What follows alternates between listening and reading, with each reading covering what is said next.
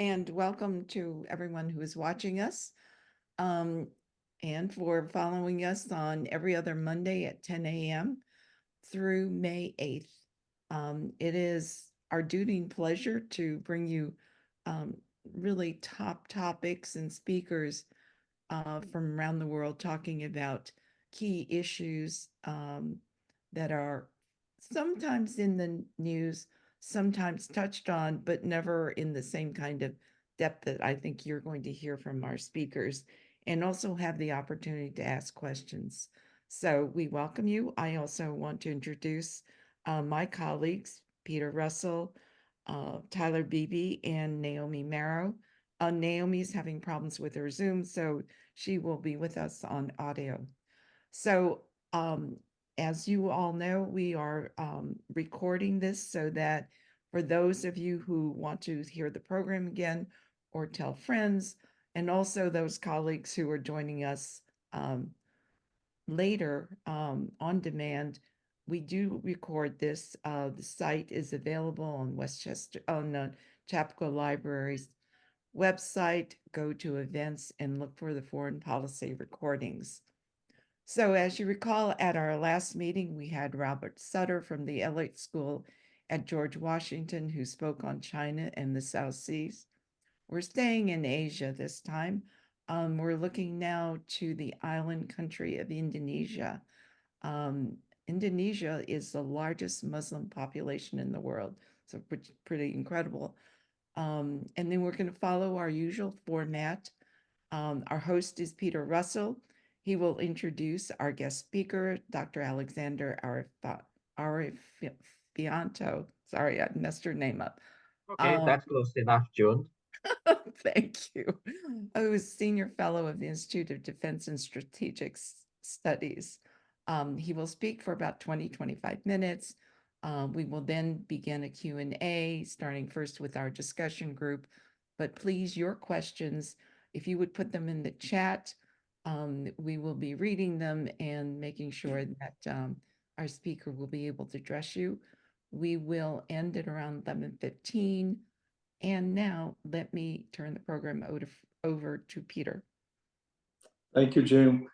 Good morning, everyone, and good evening to our guest, Dr. Alexander Arifianto, who is joining us across space and time from Singapore today. As June said, we're going to call him Alex to make it a little easier for us. Is a senior fellow at the Indonesian program of Arifianto School of International Studies, Nanyang University in Singapore. He's been a visiting fellow also at the Institute of Southeast Asia Studies, a postdoctoral fellow at the Knox Institute for International Peace Studies, Notre Dame. He's a graduate of the famous School of International Studies at Johns Hopkins, and he has earned his PhD at Arizona State University. He does research on politics and Islam in Indonesia, on the democratic development in Indonesia, on comparative politics in the region of ASEAN. And we're just delighted to have him here today. It's very timely because in February, Indonesia held its 5th direct election of president since this was president and parliament was elected, since the turnaround in 1998, when Indonesia took a turn toward democracy and curbing the military power, trying to curb corruption, opening up to democratic process. And it also follows the very interesting 2-term presidency of Jokowi, that's a short form of his name, who did a lot of very interesting things in Indonesia, including extending universal health program. It's been a period of stability, maybe a little bit quieter growth, only around 4 or 5%. But he's being succeeded by the defense minister and former general who has a kind of speckled career with some repression history. But Mr. Prabowo won this election in February, which was declared winner in March, will take office in October with over close to 60% of the vote. And so we're starting to see the emergence of a new administration, and we have the opportunity to hear from Alex about what this means for domestic politics in Indonesia and for Indonesia's role in the world. And I just want to say, I think it's fair to say that Indonesia is probably the most important large country with the least international press coverage and the one which most Americans know the least about. And just to characterize it very quickly, as an archipelago nation, the largest in the world, it spans over 3,000 miles, has 6,000 or more islands, 280 million people. As June says, it's probably the largest Muslim country along with Pakistan. It is diverse ethnically and in terms of religion, with maybe 10–15% of the people not Muslim. It is a member of the G20. It's the only ASEAN country in the G20. It is the world's, the IMF is projecting that Indonesia by 2027 could be the sixth largest economy. It's remarkable. In the meantime, for someone like Tyler, who follows the international commodity and financial markets, Indonesia is the largest producer of nickel. And we know how important nickel is for the electronic vehicles and for technology and batteries. And they control 55% of the world production. So that's just a little bit of a sense of how important Indonesia is and how much we want to learn. So Alex, thank you for joining us. Okay, thank you very much, Peter. Good morning, everybody.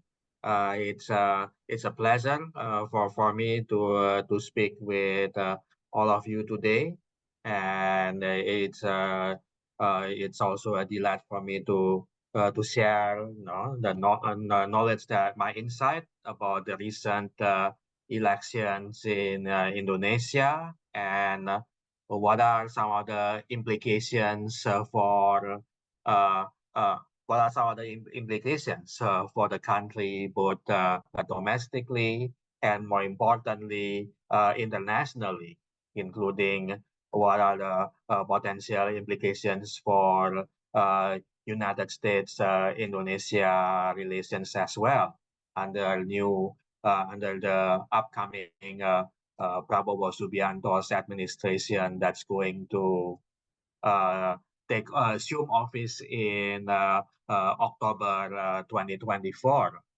So without further ado, let me just start my presentation. So, okay.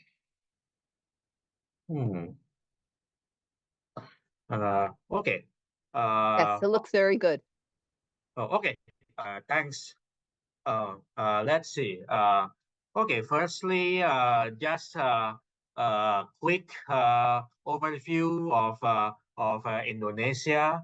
Like Peter mentioned in the introduction, Indonesia is the fourth largest country in the world in terms of population.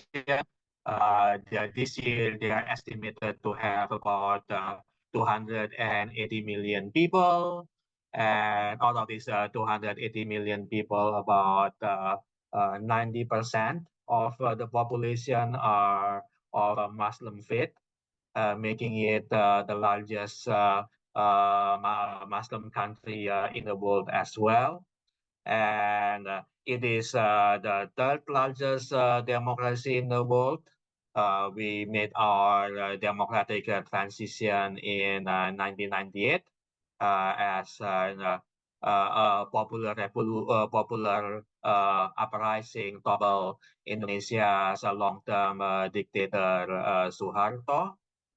And currently, in terms of economic outlook, Indonesia, despite of growing only between 4 to 5% per year, we are already seventh largest world economy, according to the IMF.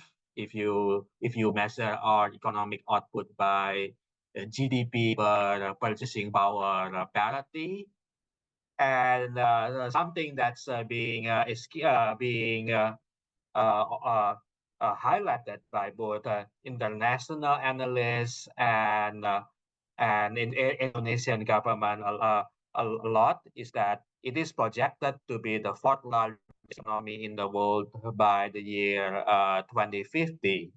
And this milestone is something that President Jokowi, in his Vision 2045 project, or which is the the official document of the current and outgoing Indonesian administration. The Vision 2045, it's the 2045 because it's going to be the 100th anniversary of Indonesia's independence on that year. The document project Indonesia by 2045, Indonesia is going to be not only one of the world's most influential economic power, but it is also in terms of its political projection, it's going to be leading regional power in the Indo-Pacific region, as well as a leading world civilization. By civilization, mean in terms of education, cultural attainment and influence, and so forth.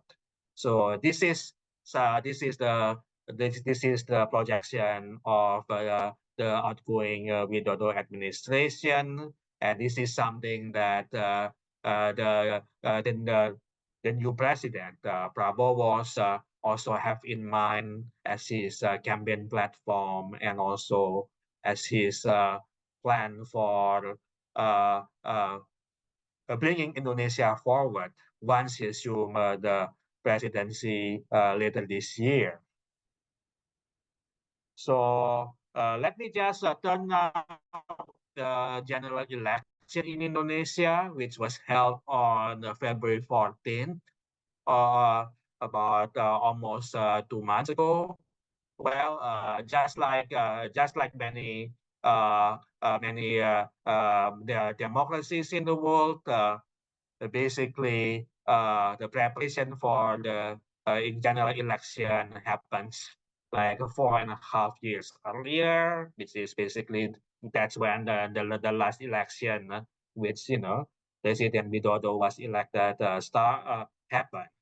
And you have 3.5 months of official campaigning between the three presidential candidates. Prabowo was one of the candidates. He was paired by his vice presidential running mate was a young man named Gibran Rakabuming, which is none other than President Widodo's eldest son. The other two candidates in the race was Anies Baswedan, moderate Muslim intellectual, got his PhD in the US from Northern Illinois University. And the third candidate is Ganjar Pranowo, who is the governor of Central Java and is candidate of the Indonesian Democratic Party of Struggle, or PDIP, which is the largest party in Indonesia. Used to be until last year President Widodo's party as well, but Widodo had a fallen out with the leader of the PDIP, former President Megawati, and basically And that helped to explain why instead of having President Ganjar, we're going to have President Prabowo instead, because after Jokowi had fallen out, he basically threw his support behind Prabowo, the man who was twice his opponent in the 2014 and 2019 presidential election. But because Jokowi was very popular, he as summer of next year, his popularity was 80%. That's why many people, many Indonesians listen to him when he basically endorsing Prabowo as his basically heir apparent. Everybody listen, and that's why people also the voting for Prabowo in drove. But in fact, to his endorsement, Jokowi also throwing a lot of manpower to support Prabowo. Basically, many state officials from Jakarta all the way to the village level were instructed by the president that you have to back Prabowo, you have to support the uh, Prabowo campaign, or otherwise we might dig into some of your problems like any corruption or nepotism that you or your family might have, and that create incentive for many of the state officials to back to also tacitly back and help Prabowo campaign. And there's also a large number of state resources that were thrown in to basically buy off voters, whether it's in cash, whether it's in food staples like rice that were given to the poor people across all over Indonesia. And this basically explains why Prabowo won not only by in a big landslide of 58.5%, which when the election result was finally certified last month. And so there is no doubt that despite the ongoing legal challenges, which most experts expect is going to be eventually rejected by the Constitutional Court, and despite of the complaint about this vote buying and potential uh, uh, uh, questionable electoral manipulation thanks to President Widodo's pressure on the state apparatus. The truth of the matter is that Prabowo had won the election in a landslide, and he's going to be he's going to assume the presidency in October 28th of this year. Still still several months away, but basically he's going to be a busy man for the next few months between now and mid-October.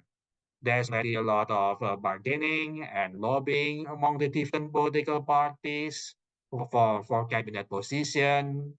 And the way Indonesian politics works is that because most political parties see that most political parties raise their money not through membership dues or asking for contribution from the public, but they're basically going after state resources by participating in the cabinet or any other political appointments that the president has a discretion to make. Basically, this turn Indonesian democracy into the so-called what U.S. political scientists then later call cartel system, or some also call it the oligarchic political system or culture that basically uh, uh, by even though there is two other presidential candidates, Anies and Ganjar, that were challenging Prabowo just a few months back. Most of the parties that were backing them or were already in talk to join Prabowo's cabinet. And most analysts are expecting that probably only one party, the PDIP, that would remain as opposition parties because of its strong differences with President Widodo. And that's still a big if. We just don't know what the PDIP is going to do. But at the same time, Prabowo is already at work, preparing for his key policy initiative. If you look at some of the policy agenda he had on his platform, he wants to have a big organization of the Indonesian tax office. He wants to take the tax directorate, used to be under the Ministry of Finance, and place it as an independent agency supervised directly by the Office of the Presidency. And that plan is already at work right now. I think we can expect him to introduce legislation to transform the tax office into an independent agency on the first day of his after he's inaugurated. Another initiative he has is this so-called freelance scheme for school children. This one is a bit controversial because this is going to be a universal freelance program given to all Indonesian school children between the age of 6 to 18. But what is controversial about it is that the price tag is almost 30 billion US dollars. And it is estimated that it's going to consume about 40% of the current state budget, which that's why many Indonesian economists call it the way Prabowo was implementing it now. If he wants it to be like a universal school lunch scheme immediately, it's not going to be sustainable. So yeah, but the plans already in the work for some of this policy initiative. And of course, he's already engaging in his first international travel last week. Prabowo visited China, Japan, and Malaysia within in about 3 days last week. And basically, he hit all the he did all the note right, in my view, in highlighting Indonesia's so-called free and active or non-aligned foreign policy. He went to China first. He went to Japan, which is considered to be an ally of the United States, the Western Alliance. And then lastly, he went to Malaysia, which is a fellow member of ASEAN. So these all highlight all the countries that are key priorities for Indonesia's foreign policy under Prabowo. So a little background on Prabowo. Prabowo was born in 1951. He's basically definition of he's basically poster boy of Indonesian political elite. And both his grandfather was the founding director of the Indonesian Central Bank, and then his father used to be a long-term Ministry of Finance both in the 1950s and then in the 1960s under Suharto. Both were considered to be among the country's founding fathers. So Prabowo still has this direct link with the family of the political elite who founded Indonesia nearly 80 years ago. But he's also somebody who has a very close connection with Indonesia's long-term dictator Suharto. He joined the Indonesian military academy in 1970. became an officer in 1974 until 1998. During his tenure as an army officer, there were lots of alleged human rights violations in many of the postings he was serving in uh, East Timor, now Timor-Leste, in Papua, and I think he was also involved in during the final years of his former father-in-law Suharto. He was allegedly involved in sponsoring some kidnapping of pro-democracy activists, and at least half a dozen of activists were kidnapped, and they were never seen again until today. So for many Indonesian pro-democracy activists and human rights activists, Prabowo's election is considered very bad news.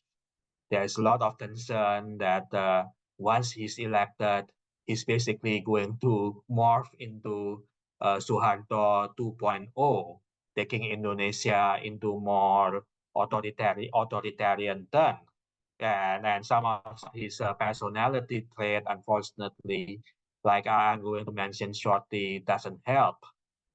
And basically, after 1998, for some time, for about 6 years, he went to self-imposed exile in Jordan because he received dishonorable discharge thanks to his alleged violation of all these human rights violations.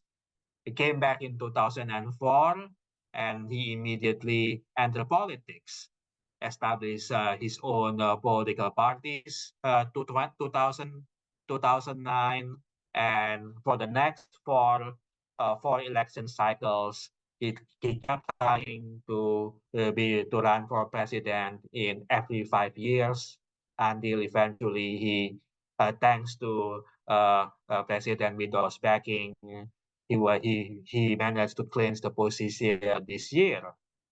And but Prabowo was also politically very flexible. He was Jokowi's main opponent in the 2014 and 2019 elections.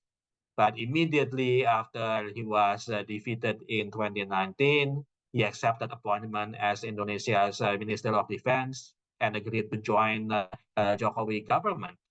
So Prabowo has his pragmatic side when it comes to politics as well. That he sees the Ministry of Defense appointment as a way for him to influence policy, especially Indonesia, and that's what he did. And I think he's going to have a lot of blue influence in Indonesia's defense policy as president as well.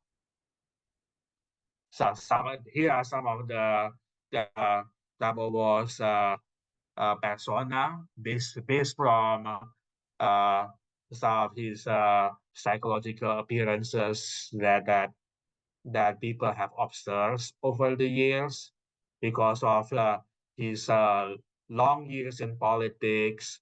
Basically, many of his persona was well known. That he's so enigmatic. He has so much international experience because he grew up largely in Malaysia and United Kingdom during the 50s and 1960s. He had more international experience and understanding of global geopolitics than any Indonesian president since Sukarno, the country's former president. But at the same time, despite the many years he spent in the West as a young man, he's also known for a very ultra-nationalist view, this so-called, what Indonesians call making Indonesia great again, to face a certain former American president, very anti-colonial view, and that some interpret as anti-Western. So he's going to be this is going to be a very ambitious presidency for Prabowo. One thing for sure is that Prabowo is getting old. He'll be 73 when he's inaugurated as president in October. He doesn't want to be remembered as a human rights violator or some of the bad thing he had done in the past when he was serving under Suharto. So he's going to try to make it up by basically making Indonesia a great nation. He's going to follow the Vision 2045, and basically he's going to make Indonesia not just as a big economic powerhouse like what President Jokowi envisioned. He wants Indonesia to be a big political player in the world, whether probably beyond ASEAN. Probably he's going to make Indonesia as one of the more powerful Indo-Pacific nation. But in terms of what does he look like as a politiker? Most of the analysts that I spoke with basically said, on the one hand, he's very rational. He's thinking like a very rational politician, but often he make all these decisions by himself, especially when it comes to matters of foreign and defense policy. And he prefers that top-down decision-making by himself and very few close confidants. So what many people are predicting is that once he assumes the presidency, Prabowo was going to centralize power within the presidential palace, and then on behalf of people very close confidant of him. Some of them were the same military officers that served under him from the 1980s and 1990s. These are going to be his close confidant once he assumed the presidency as well, which is going to be a bad news for people who are advocating for a more pluralist, inclusivist type of decision making, because Prabowo was not going to have any of that. So what can we expect in a future Prabowo's presidency? I think on economic policy, basically it's going to be mostly status quo. It's going to follow many of President Widodo's current policies and practices. He's probably going to keep some of Jokowi's men, especially in the Ministry of Finance and other economic ministries in place. So when it comes to economic matters, also guarantee the stability of the Indonesian economy by keeping same personnel and same policies like that of his predecessor. But when it comes to foreign policy and defense policy, this is where I would say the big breaks going to come. That just like Sukarno, Indonesia's founding president, he's going to be a thunder, challenging the West hegemony.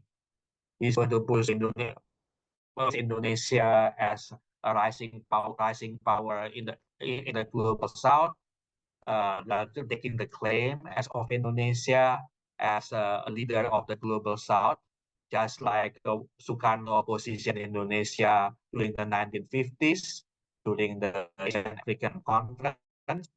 But having said that, Prabowo was not going to take Indonesia to be closer either to the US or to China. As somebody who is basically the son of two Indonesia's founding fathers, he knows that the legacy of Indonesia's founding generation was the non-alignment foreign policy, the fact that Indonesia doesn't take side in the geopolitical conflict like what sadly we're increasingly having right now. So this is something that he's going to retain. He's going to I expect him to go to the United Nations a lot, making speeches criticizing the Western hegemony of international order, might be challenging some of the West policies when it could be in the Middle East, could be in Russia versus Ukraine. But having said that, it's not going. A lot of these policies are going to be retained, especially the non-aligned ones. One thing I would watch closely is the defense matter. That because he knows that if he wants to bring Indonesia as a rising political power, he needs to quadruple Indonesia's defense spending. But the problem is Indonesia's general budget is already stretched, and because of his other priorities, especially to the so-called school lunch scheme. And then he's also committed to President Widodo's policy to move Indonesian capital from Jakarta to Nusantara in South Kalimantan. And that's going to be another big budget busting project for Indonesia to have. So as much as Prabowo wants to raise Indonesia's defense spending and modernize its military, he's going to have a big budget constraint. So I would say if he's able to raise defense spending to at least 1% of Indonesia's GDP from the current 0.075, 0.80, that's already a win for him. And Prabowo is not a big fan of multilateralism. He prefers bilateral dealings when it comes to diplomacy. So I would say his priority is to sign free trade agreements that's going to bring strategic benefit, so-called technology transfer, which is I think one of Indonesia's policy to try to leapfrog economically is to bring all this information technology and have their knowledge, patents, whatever, shared with the Indonesian companies. This is something that I think this policy is already starting under Jokowi. Prabowo was going to continue this technology transfer policy, and this is going to be something that he would insist in every free trade agreement that Prabowo was going to sign, negotiate with any countries in the world.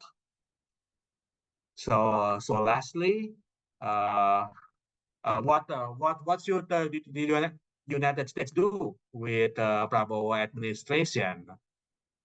Just give a little background. The relationship between Indonesia and the US during the President Widodo time was somewhat strained. A lot of this strained relation has something to do with the fact that Indonesia accepted billions of dollars of infrastructure investment, as well as its investment in critical minerals from China. So, and I think the US wants to re-engage with Indonesia, but doesn't seem to know what to do. So I think a couple of advice I could offer to the U.S. administration would be America should engage Prabowo in good faith in all form of diplomacy, economic, political, as well as security.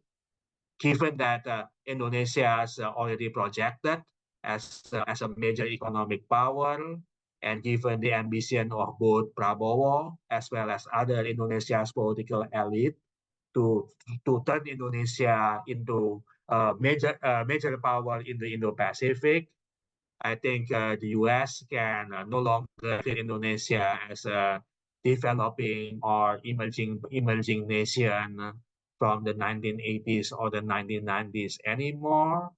I think the U.S. at best has to treat Indonesia as a rising middle power, just like any other middle power that is also rising in the Indo-Pacific region as well.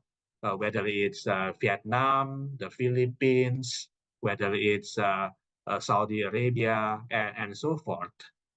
And I think Prabowo was very sensitive toward other people or even other countries criticizing him. So I think one advice for American diplomat seeking or anybody who wants to negotiate deal with the Prabowo administration is that try not to criticize Prabowo that much, because Prabowo was going to take any criticism very personally, and basically also try also not to criticize some of the consensus among the Indonesian political elite. Indonesia has strayed away from pure free market economies during the Widodo administration. Is now implementing the so-called downstreaming or new import substitution policies, especially in critical minerals. And I think we can expect that to continue under Prabowo already talked about extending the downstreaming policy into information technology, which could be interpreted as a potential bad news for U.S. tech companies, because this could mean that he might try to have a closer alignment of the technology with China. But how far ahead he wants to pursue this idea, that remains to be seen. But there are the priorities. There, Indonesia, in order to achieve this Vision 2045, it knows that Indonesia needs big investment in information technology, in AI, higher education, climate change. These are some of the areas where I think the U.S. could come in. Of course, the U.S. should be aware that when it comes to look for all this investment, Indonesia is not going to wait for the United States alone. It wants to wait for countries that's going to be willingly to give the technology at a price that it wants. So there has to be so basically there's going to be a big tough bargaining that future American administration and Indonesia needs to have under the Prabowo administration. And basically, the U.S. has to treat Indonesia, especially Prabowo, as a big dog in the room, because of the country's rising economic stature, as well as the political projection of its future leaders. Indonesia is going to be a major power in the Indo-Pacific. So this is something that I think the U.S. should take very seriously. So with that, I'll end my talk, and thank you for listening, and I welcome your questions from you during the Q&A period. Thank you very much. Well, Alex, thank you for that masterly survey of what's been happening in Indonesia and what it means for U.S. foreign policy. It really reminds us that we've been so focused on Russia and Ukraine and the Middle East, and there are these countries like Indonesia, as you say, rising middle powers that present real knotty policy and diplomatic challenges for the U.S. So let me just pick up on one idea. You mentioned the approach to the international organizations and Prabowo's preference for bilateral and not multilateral approaches. One question that's likely to come up for Indonesia is whether it pushes to become a member of the BRICS, the China-dominated group, Correct.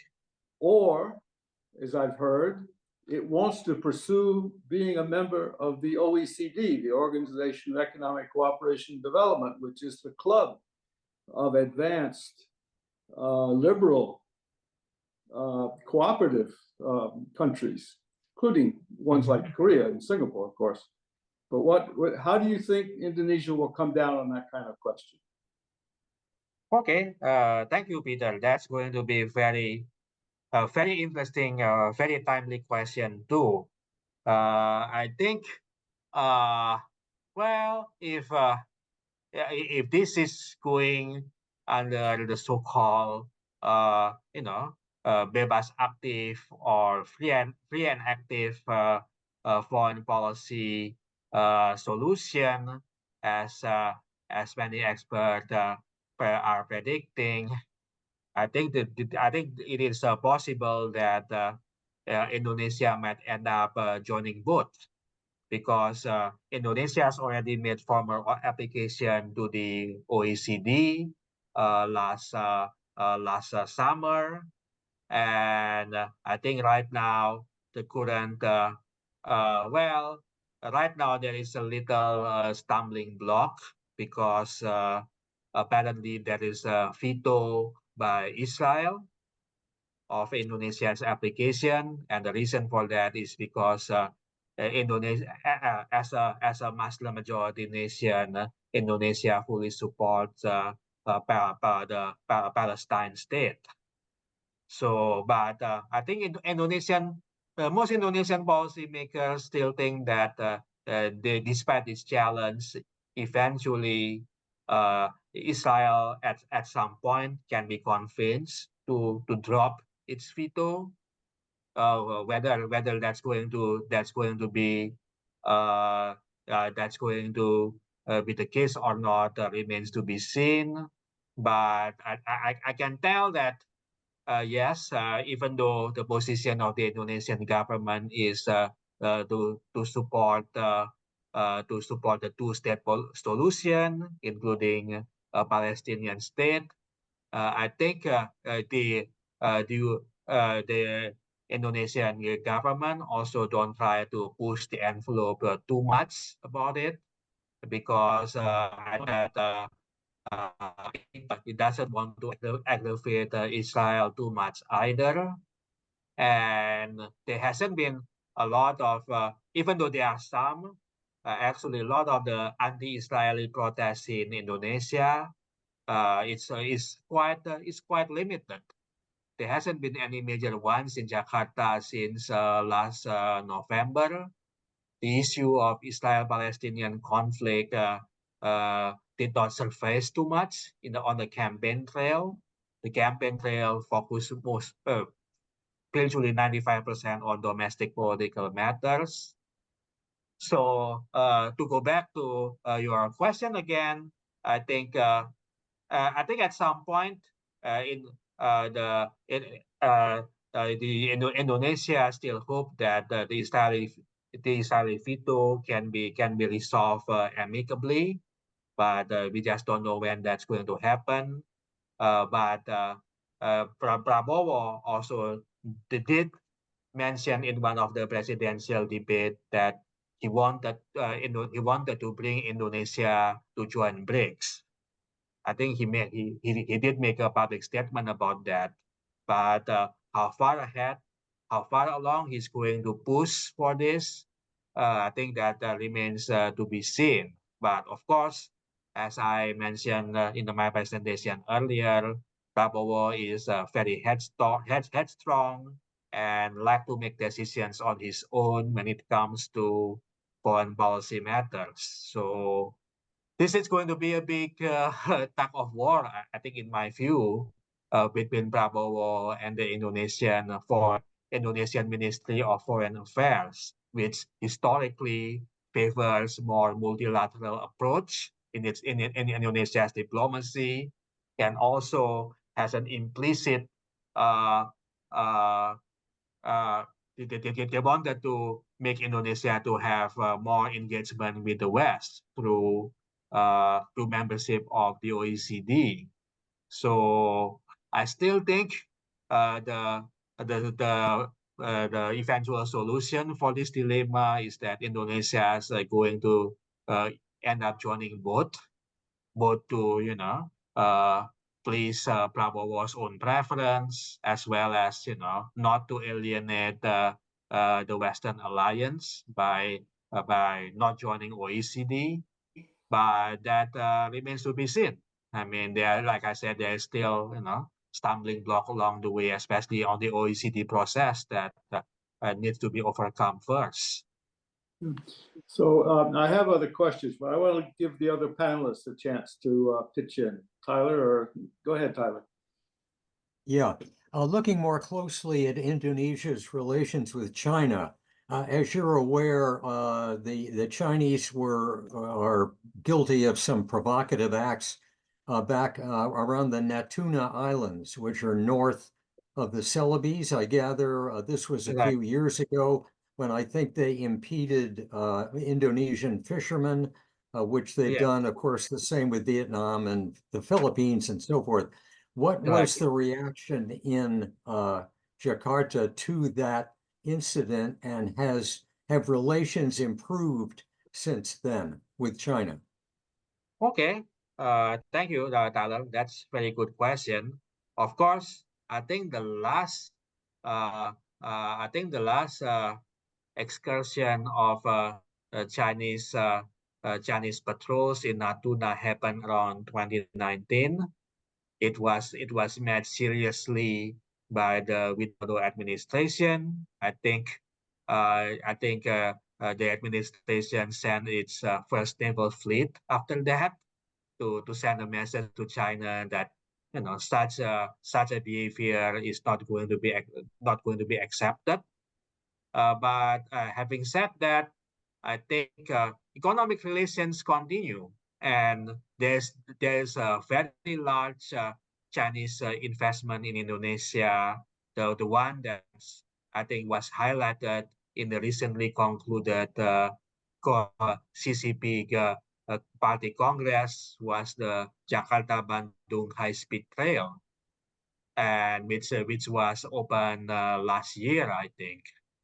So just because there is a tension on the security front, but okay, well, keep in mind that the last act of Chinese aggression happened around 5 years ago. So I think that already disappeared from Indonesians' memory to some extent, and commercial business relations continue. There is this high-speed train project. China's also involved in a lot of this mining of nickel and other critical minerals. I think last year Indonesia signed a deal to basically I think I forgot the name of the company, but I think China's largest electric car company is going to make an investment in Indonesia very soon. And that's after Elon Musk decided that he's going to, instead of investing in Indonesia, he's going to invest Tesla in Malaysia and Thailand instead. So I think Prabowo himself doesn't say anything about any potential what would he do if there is another Chinese aggression in the Natuna.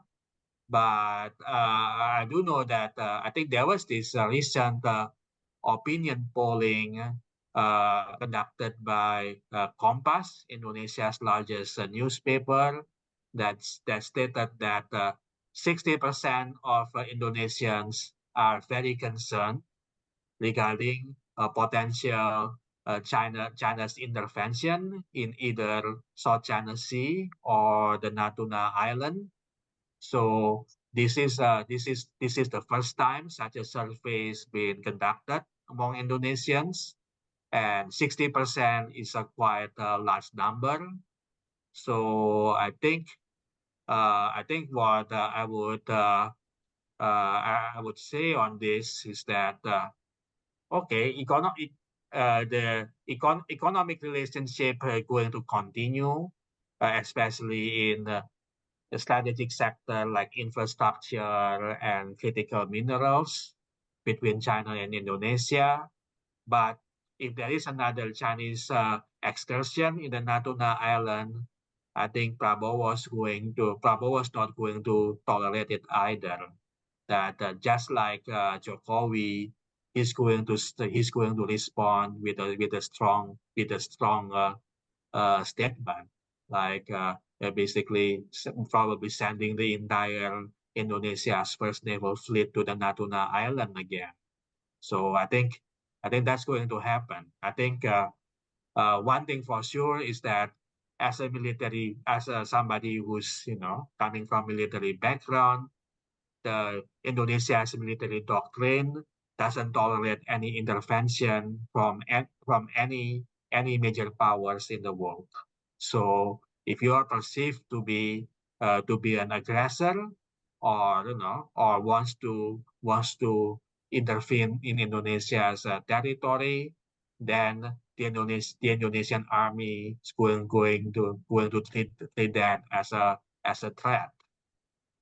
So I think that's going to continue. That I think this is also a warning to the Chinese as well, that despite the close economic ties now, if they mess up in the Natuna, the Indonesians going to respond accordingly. Naomi? I have another quick question about the economy, just quickly. Nickel, we know Peter mentioned in the beginning that that you're the largest exporter of nickel That's right. around the globe. Yeah. But I've heard, and I think it refers to Indonesia, that the proposal has been made by the government to ban exports of nickel or to sharply reduce them so that you can become more of a processor of raw nickel as opposed to just getting it out of the ground and then exporting it and then having China and other countries process it, which is where a lot of the money is being made. So is that correct that you might ban, when I say you, is it right that Indonesia may consider banning exports of nickel? Well, actually, the ban is already in place for the past 4 years at least. Oh, I didn't know that. Yeah, It's banning the ore. It's banning the raw ore, and the process. Yeah. I think okay. I think it's now okay. The nickel ore is banned, but I think the government just issue a new ban on a couple of other minerals. I believe it's like copper and bauxite. So, and I think they also plan, like they also had a new ban on, well, not on the what's the next stage of processing after ore, that basically you cannot take this semi processed nickel outside of Indonesia either. That the goal of the government is to basically process Is that smelting? process everything within the country. Yeah, go ahead. Is the next process melting? Yeah, I think so. Yeah, I think there is there might be a ban ban on that issued by the Indonesian government last year. I think you could. I think you can check. You can check later. But yeah, I think this is going to be a big stumbling block between Indonesia, the U.S., and I think the Europeans, because the U.S. and the Europeans definitely wanted a freer trade in all these critical minerals. But and I think at one point there is an expression that Indonesia wants to negotiate like a limited FTA on critical minerals with the US. But I think if that's going to happen at all, then some of this export ban has to be given up, and I don't see any willingness on the part of the Indonesian government, whether it's under Jokowi or under Prabowo, to give that to give all these export ban rules up.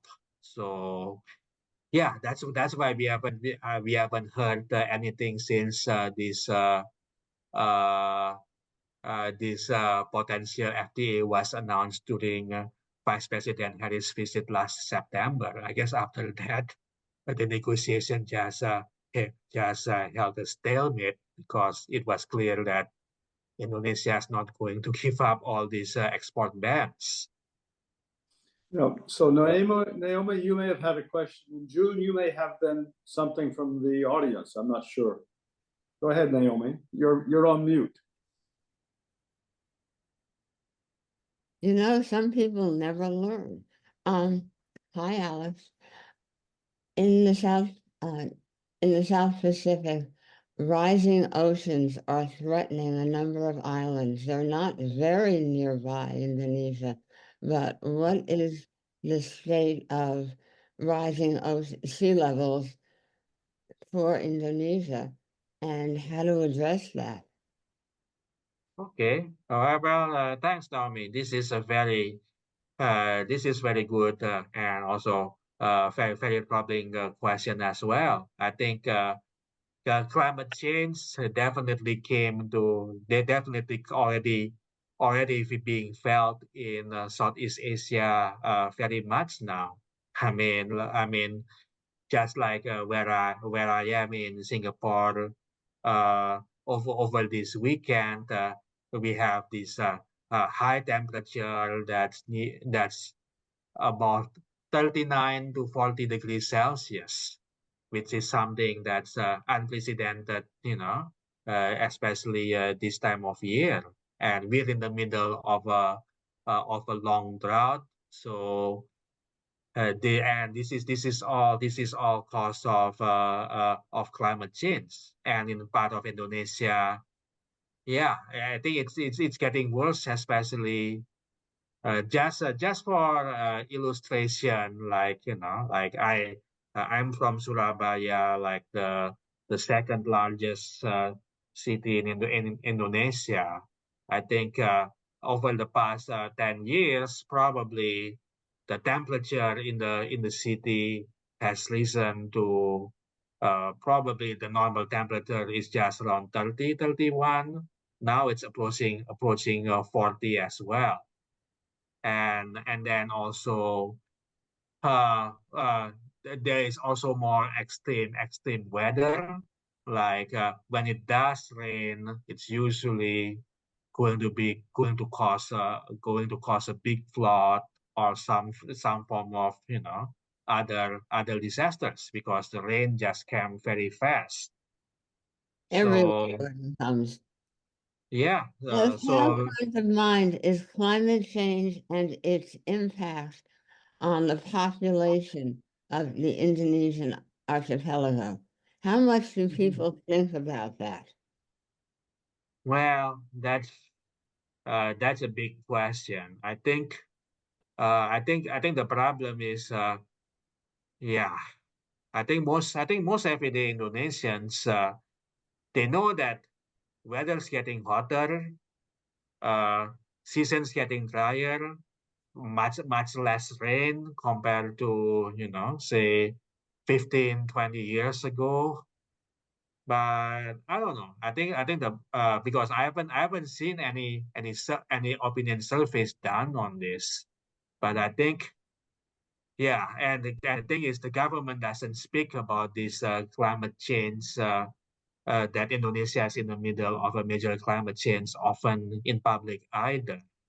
Mhm. So I would say only the better educated, mostly young people, what's going on. Young people who are well informed really knows that the country is under climate change. But yeah, I would say compared to to the other Southeast Asian countries, compared to Singapore, I would say we're very underprepared for what's going to come in the next 10 20 years. And part of the problem is because Indonesia's very dependent on these non-renewables like oil and coal. You're That not alone. Indonesia is also the largest exporter of coal in the world, and effort to create install more renewable energy facilities in whether it's solar, wind, or other renewables have been stonewalled, but because the coal companies basically control the politics. Most I could tell a few former Indonesian government ministers who used to be coal millionaires or billionaires for that matter. So that's our problem. I think we're grossly unprepared. I know that the government 2 years ago have this they're part of this just energy transition scheme. It's deal with the partnership with the US and several EU countries. But yeah, just in my opinion, it's going to be very hard to change the mindset because unfortunately, the coal companies are running politics. Yeah. So it's going to be very difficult. And I don't recall any of the presidential candidates during the last debate address this question of climate change head on either. So Interesting. yeah, it's very very sad situation, I'm afraid. But the impact we already saw, especially in coastal cities like Jakarta and Surabaya. There are people who are saying that half of Jakarta is going to be under seawater by around 2035, 2040. And we don't know what kind of plan. Of course, we do plan to reallocate, the capital to this Nusantara, but I don't know. I mean, Jakarta is still going to be there's still going to be millions of people living in Jakarta, I suppose, even when you move the capital. Well, you're not alone on these issues. And Miami Beach, Florida floods routinely. But a different kind of question. How course. strong is your military and how independent are they from the political leadership of your country?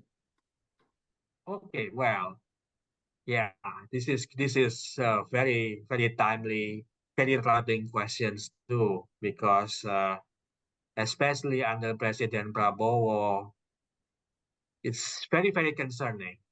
And I know that one of the initiative he pursued when as a defense minister was basically the restoration of the so-called dui-fungsi policy or dual system, which basically allows active duty military officers to serve in the government, in the civil service, serving as a ministers and so forth. And there is a pending legislation in the Indonesian parliament that's very likely going to be passed sometime between now and October, just in time before Prabowo takes office.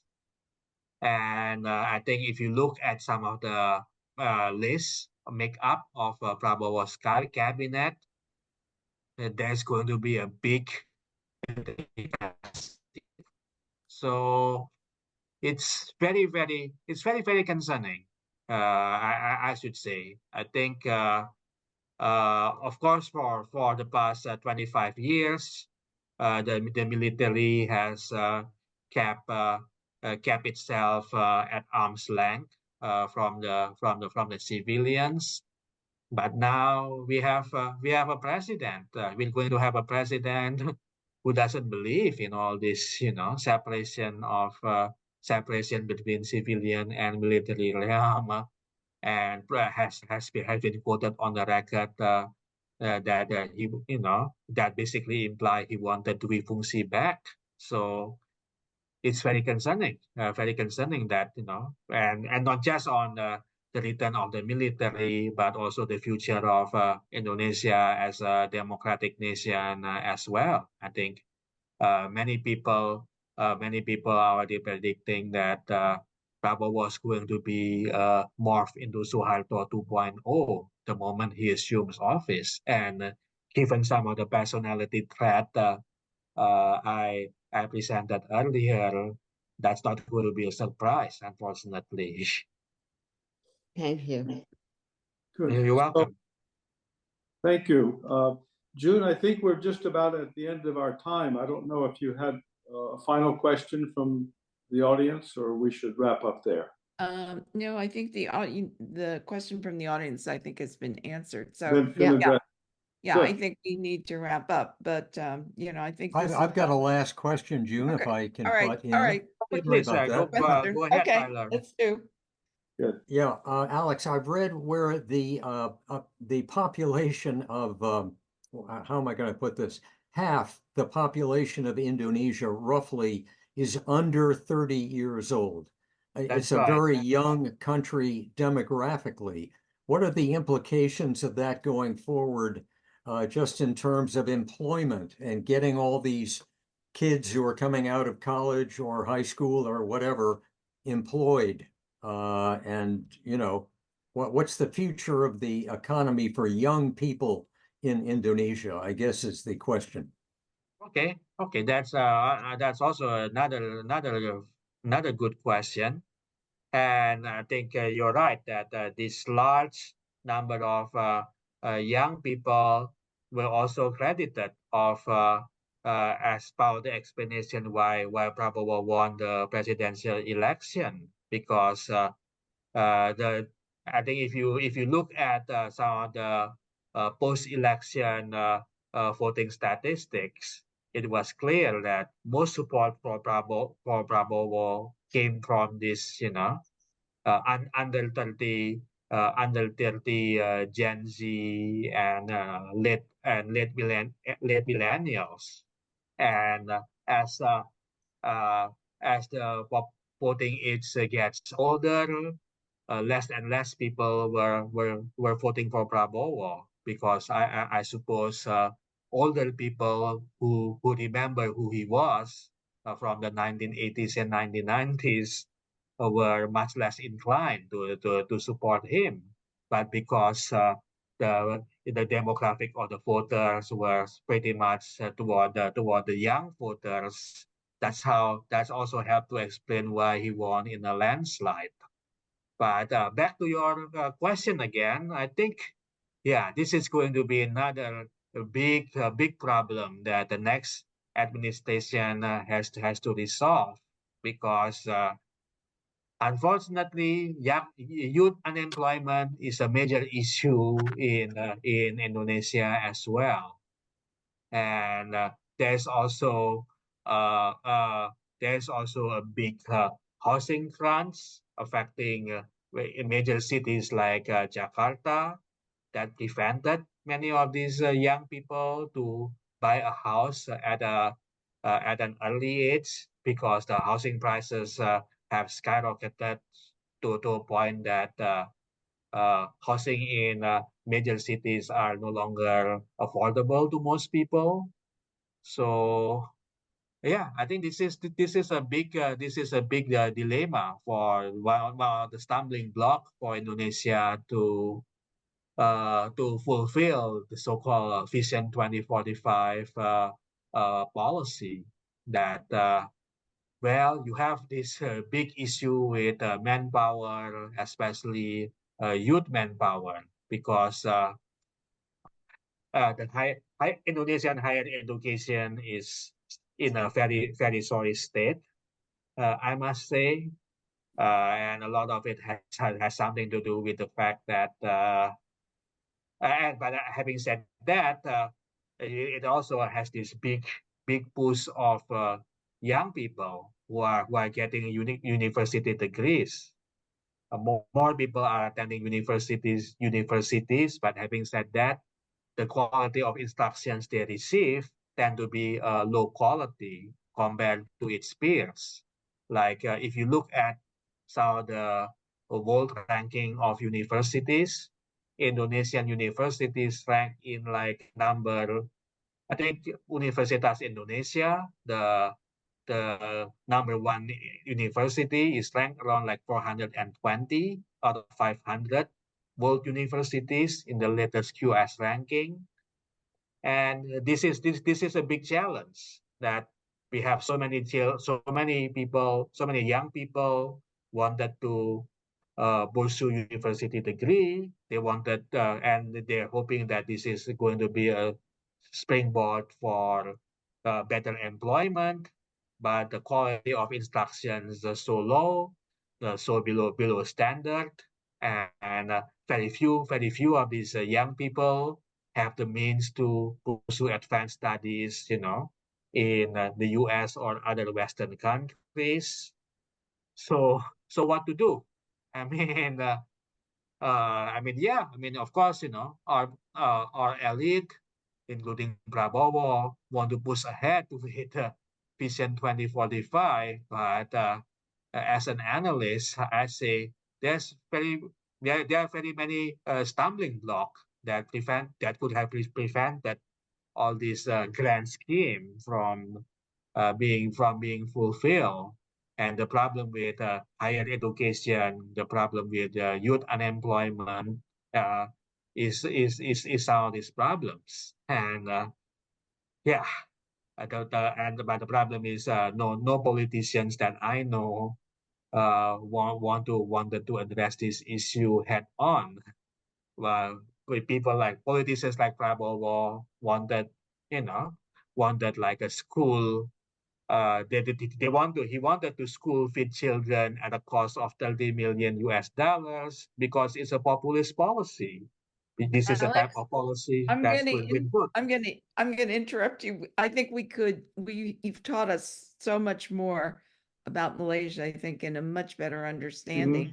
I think in the potential that Malaysia has, and that the United States needs to be much wiser in its relationship with Indonesia. So I appreciate, I think we all do what you've been saying. Thank We you. take it to heart and we will be watching and hope that in the future you will join us again.